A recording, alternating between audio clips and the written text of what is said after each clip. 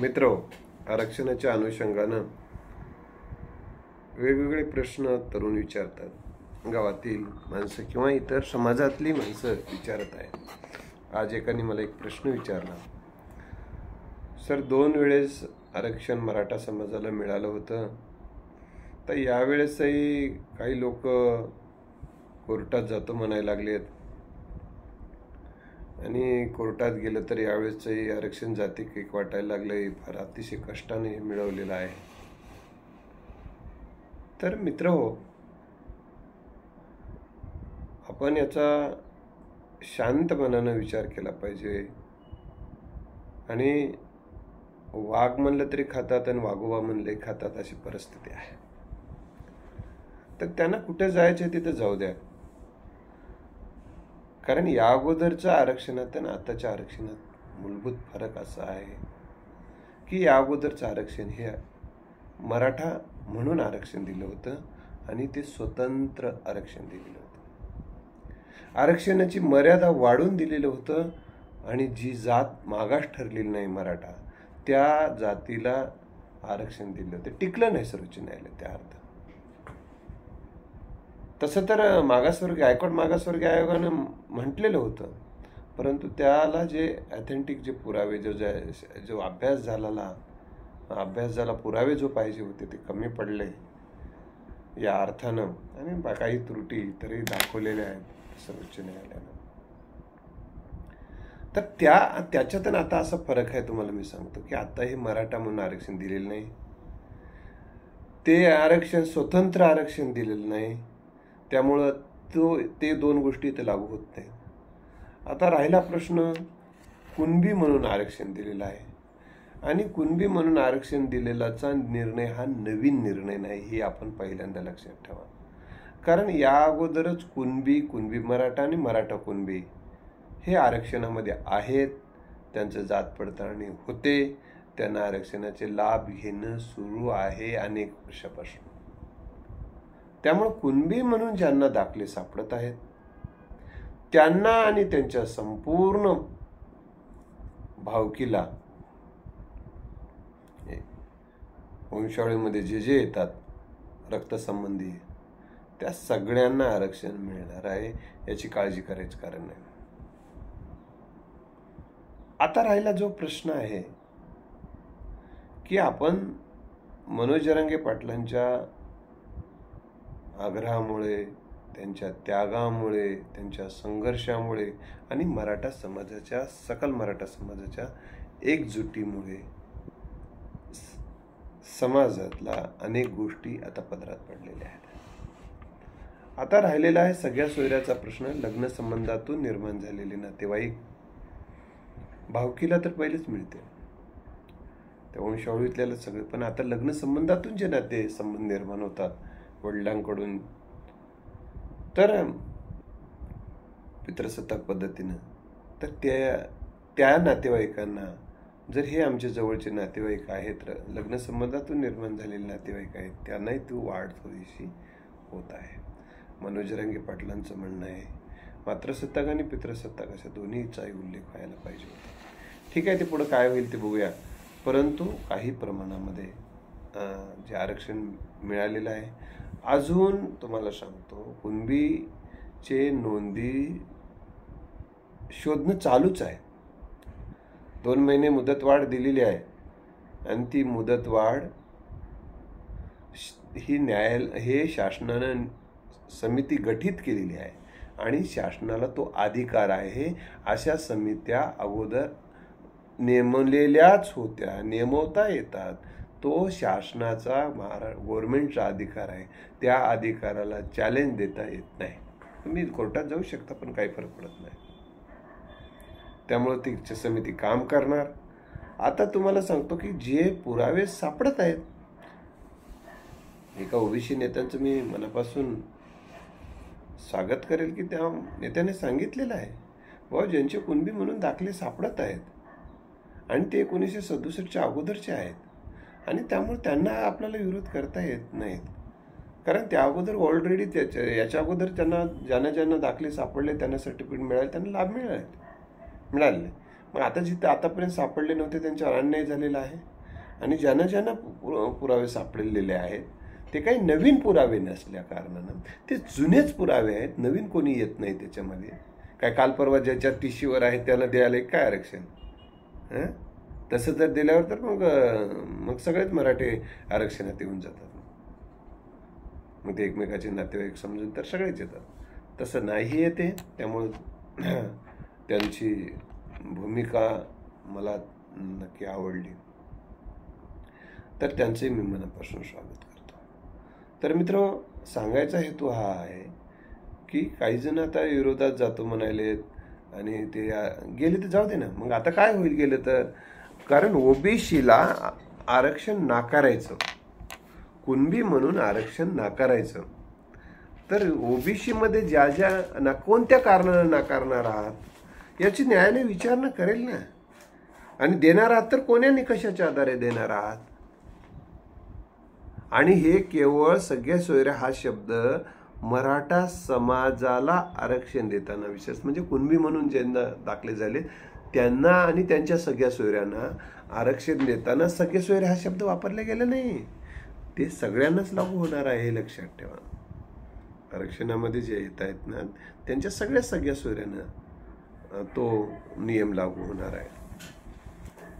ही एक गोष्ट आपण लक्षात ठेवली पाहिजे. त्यामुळं हे काही मागणी एका समाजासाठी आहे म्हणून एका समाजासाठी सगळे सोयरे आणि एकाच बाकीच्यांना फक्त भावकीतले, असा तो विषय नाही आहे. सगळ्यांसाठी आहे. पहिल्यांदा हा दोन्हीतला फरक आहे. जो नियम सगळ्यांसाठी केला गेलेला आहे, जो नियम सगळ्यांसाठी केलेला आहे, आणि मराठा समाज एक वेळेस तर गायकवाड आयोगाने सुद्धा स्पष्ट केलेलं आहे की मराठा समाज सामाजिकदृष्ट्या मागास आहे. आयोगाने म्हटलेलंच आहे स्पष्टपणे, तसं लेखी आहे सर्व. आणि ते म्हणजे उच्च न्यायालयामध्ये मुंबईच्या टिकलेलं पण आहे. फक्त ते सर्वोच्च न्यायालयामध्ये काय झालं काय नाही त्याची चिकित्सा आता इथं करणं उचित नाही. तो निर्णय होऊन गेलेला आहे.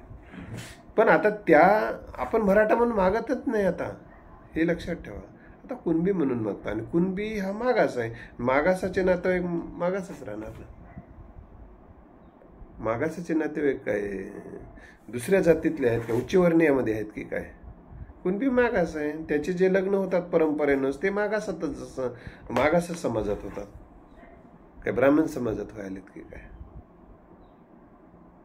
आणि आंतरजातीय विवाह झाला तर त्याला आरक्षणाचा लाभच नाही ना. सजातीय म्हटलेलं आहे त्याच्यामध्ये. आणि कुणबी मराठा आणि मराठा एकच आहेत. कसं एकच आहेत?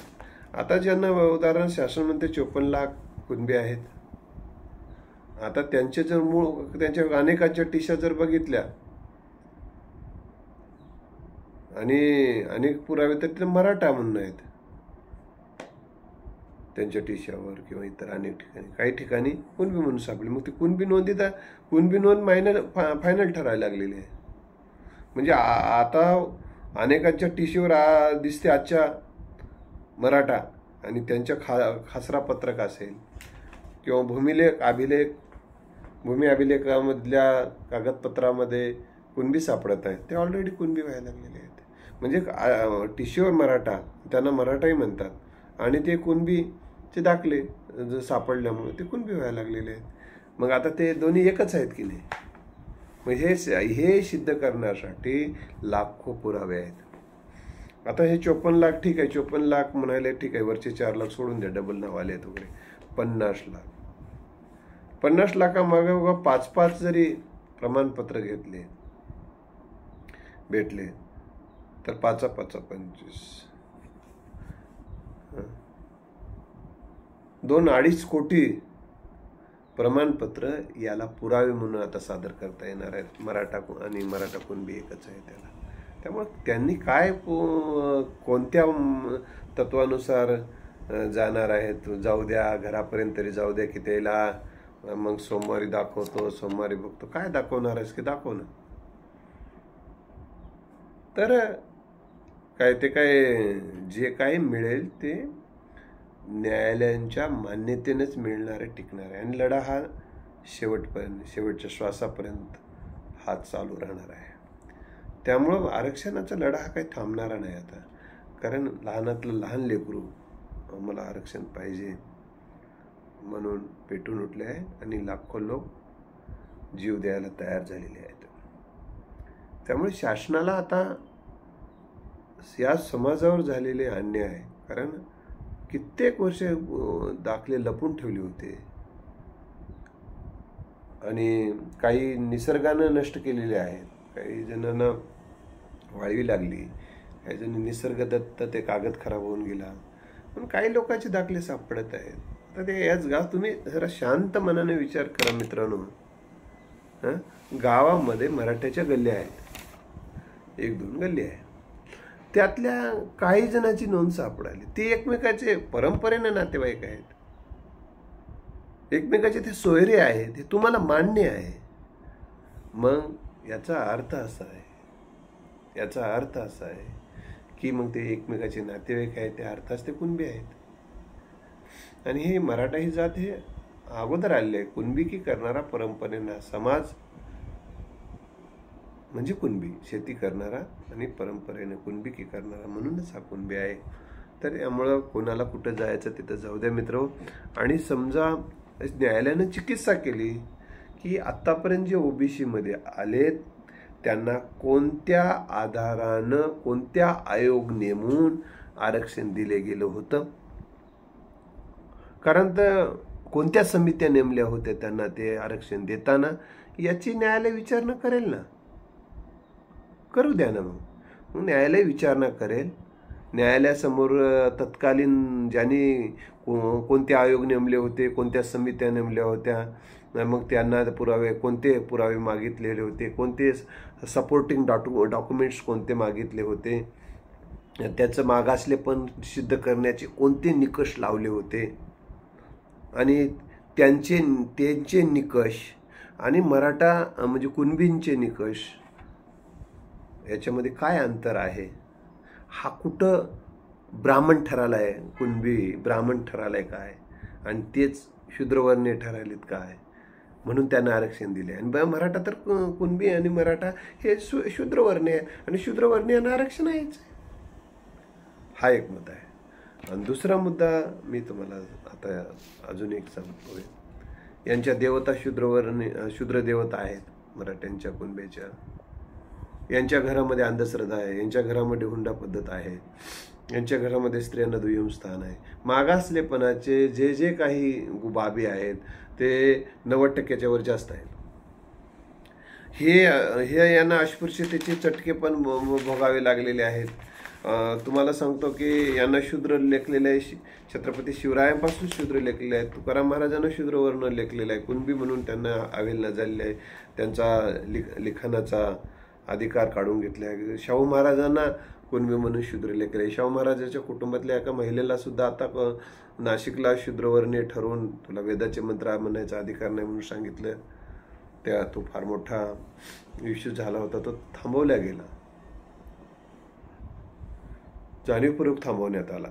तर मला सांगायचं या निमित्तानं आहे, तर मराठा हा शूद्रवर्णीय आहे, हे सामाजिक दृष्ट्या तो मागास आहे, तो शंकराचार्य नाही कुठंच, हे पण लक्षात ठेवलं पाहिजे. त्यांना धार्मिक अधिकार नाही, त्यांना शिवणोका म्हणणाऱ्या जातींना आरक्षण मिळते. त्या एका प्रश्न विचारला होता, त्याच्यात एक प्रश्न विचारलेला आहे. आता मागासवर्गीय आयोग जी काही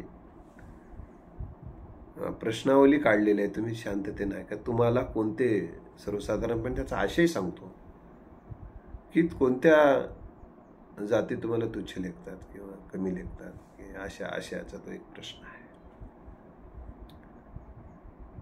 तर तुम्हाला सांगतो, मराठा समाजाला सुतार, मराठा समाजाला गुरव, सुतार, गुरव, वाणी हे सुद्धा शूद्र लेखतात. वाण्यांना विचारा, मराठा समाजाला तुम्ही शूद्र लेखत होतात की नाही, अस्पृश्य लेखत होतात की नाही. जंगम, गुरव हे नावं सांगायला तुम्ही लिहून घ्या वाटल्यास. सुतार यांना सुद्धा अस्पृश्य लेखत होतं मराठा समाजाला. असं मग कोमटे आहे, ब्राह्मण आहे, हे तर लेखतातच. तर हे सगळे असल्यामुळं हा समाज, आणि राहिला प्रश्न, काही जण असं म्हणायला लागले तुमच्या समाजामध्ये एवढे श्रीमंत काही जण आहेत ना, 4-5% लोक श्रीमंत आहेत, त्याचे पोट त्याने भरून घ्यायला लागलेले आहेत, आणि ते काही ओबीसी मध्ये येऊ शकत नाही, त्यांचं उत्पन्न 8 लाखाच्या पेक्षा जास्त झाले, त्यांना काय संबंध आहे ओबीसीचा आणि त्यांचा? काही संबंध नाही. आला लक्षात? त्यांना कुठं शिक्षणाचे, नोकरीचे फायदे होणारच नाहीत. आम्हाला त्या राजकारणाशी काही देणे घेणे नाही, ते तुमचं तुम्ही बघून घ्या.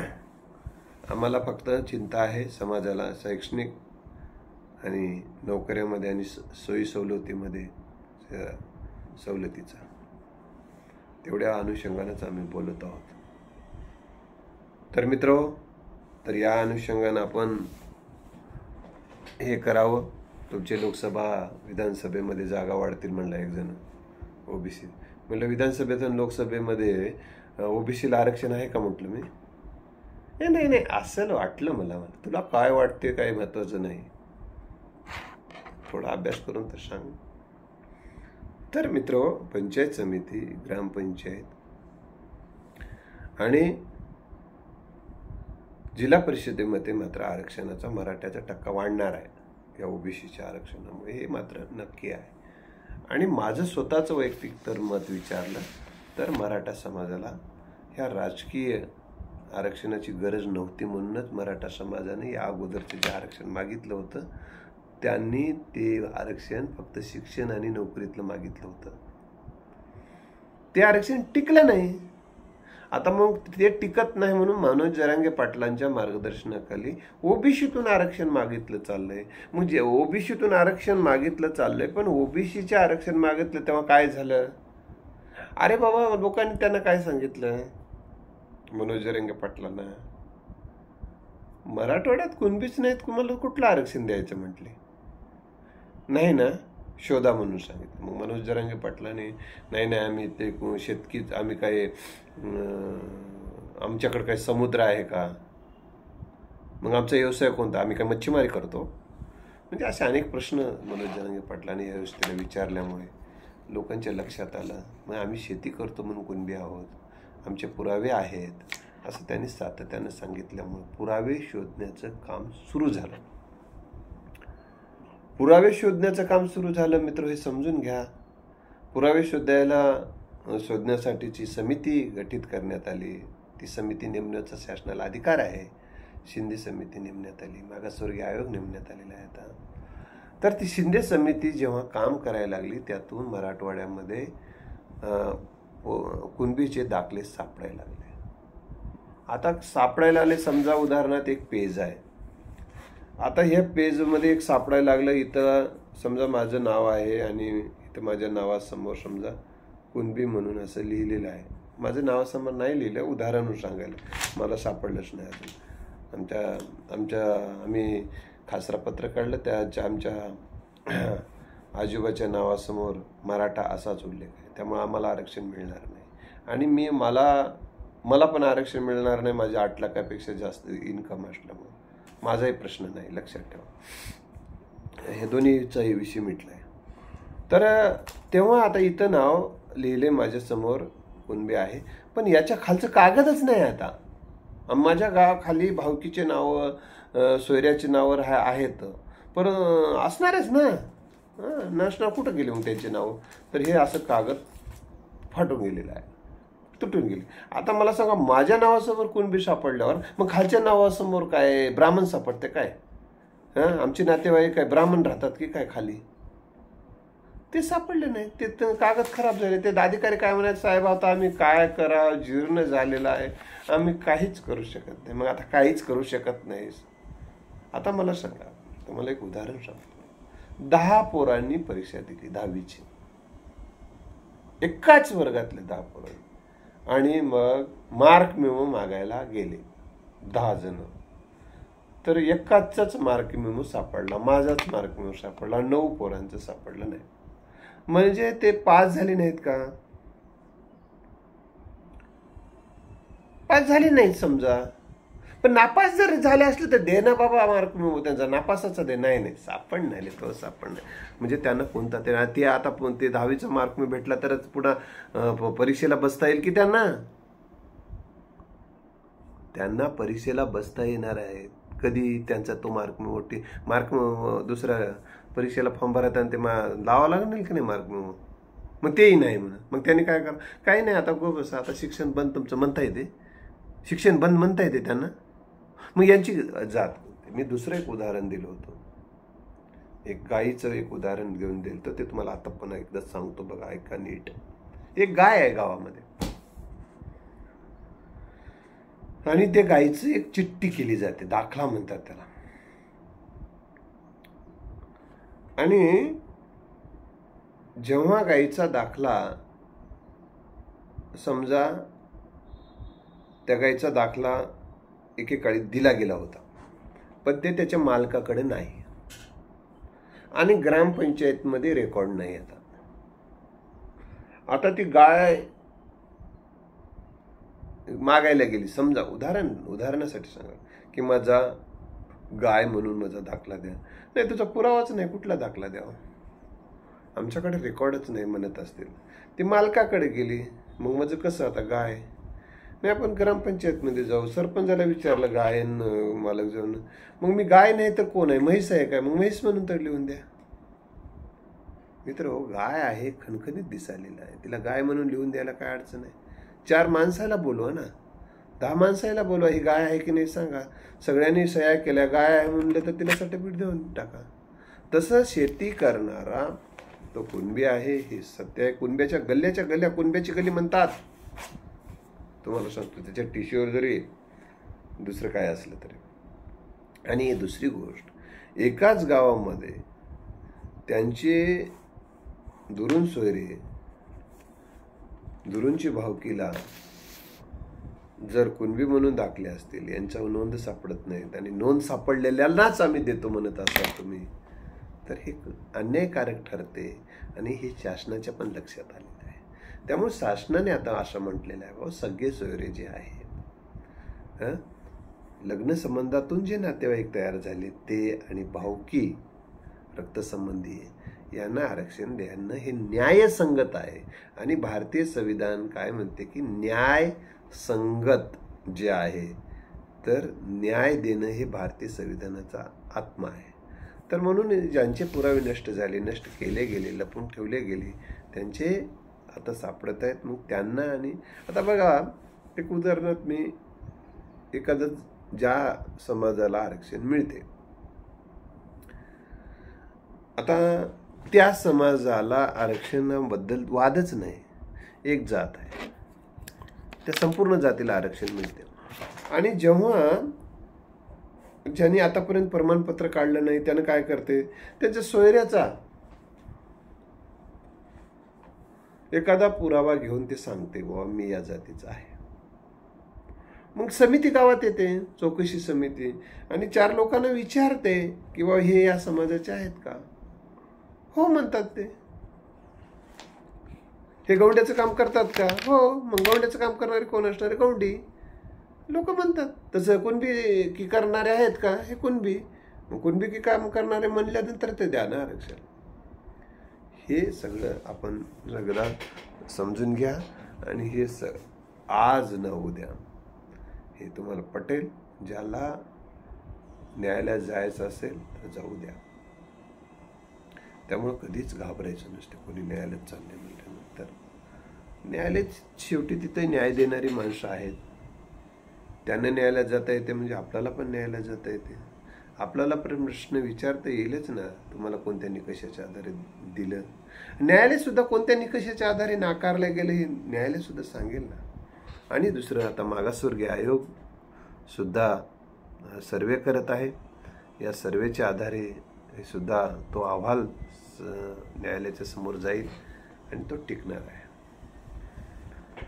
नक्की मित्र, आपण मात्र एवढं लक्षात ठेवलं पाहिजे की हा न्यायालयीन लढा आहे, हा कायदेशीर लढा आहे, भारतीय संविधानानुसारचा लढा आहे. या लढ्यामध्ये असं पॅनिक होऊन भावनिक होऊन चालणार नाही, गोंधळ गडबड करून चालणार नाही, कोणाची व्यक्तीची अप्रतिष्ठाही करून चालणार नाही. तर आपल्याला ज्या पद्धतीनं आरक्षण भेटेल ते न्यायमार्गानंच भेटणार आहे. त्यामुळं आता काही जण सुपाऱ्या घेऊन कामं करत आहेत विरोधामध्ये, त्यामुळे त्यांच्याबद्दल आपण न बोललेलं बरं. तर कारण त्यांची जी काही भाषा आहे, जय श्रीराम म्हणून सुद्धा काही जण बोलतात. देवाचं नाव कोणावर अन्याय करण्यासाठी घ्यायचं असते का? असो.